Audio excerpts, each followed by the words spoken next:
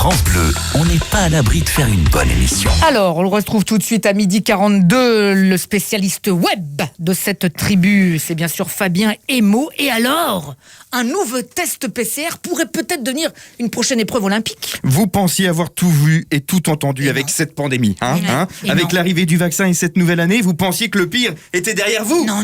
Eh bien, vous avez raison. La Chine effectue des tests rectaux pour détecter le Covid.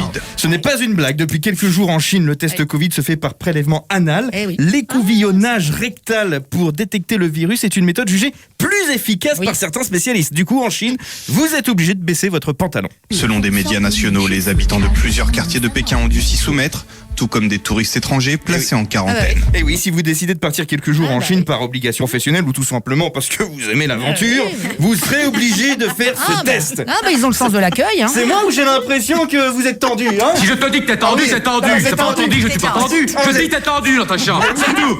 Vous êtes tendu. Alors s'il vous plaît, détendez-vous. Ça va bien se passer. Le youtubeur Hugo Décrypte a fait un tuto pour vous expliquer ce nouveau test PCR par le QQ. Alors comment se passe ce dépistage ? Eh bien c'est pas très glamour, mais concrètement on insère un coton-tige imbibé d'un liquide d'environ 2 à 3 cm dans l'anus. C'est simple. Alors attendez, on rigole. Mais plus sérieusement, si vous vous connectez sur le compte Twitter Coronavirus News, il y a une vidéo où on voit un soignant chinois montrer comment il faut s'y prendre avec un mannequin en guise de cobaye. Vidéo très sérieuse qui a été relayée d'ailleurs des milliers de fois. Alors les Chinois se sont exprimés sur les réseaux concernant ce nouveau test. Alors beaucoup disent que ça ne fait pas mal, mais certains trouvent cette méthode humiliante. Retour en France avec vos tweets. Alors chez nous forcément ça se marre.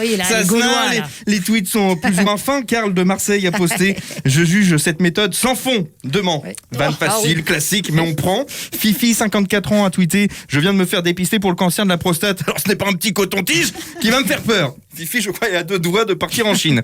Et Marcel a écrit « Quand la Chine confinait, on les regardait de loin en disant que ça n'arriverait jamais chez nous. On devrait peut-être éviter de rigoler du coup. » Oui, évitez de rire, car si le gouvernement instaure le test anal, vous connaissant, on n'est pas à l'abri que ça passe mal. Merci beaucoup, mon cher Fabien. Vous avez réussi à parler de ça sans tomber dans le fond, justement. Et ça, c'est très bien. Bravo. C'est là où on reconnaît le talent. Le talent. Retrouvez tout France Bleu sur francebleu.fr.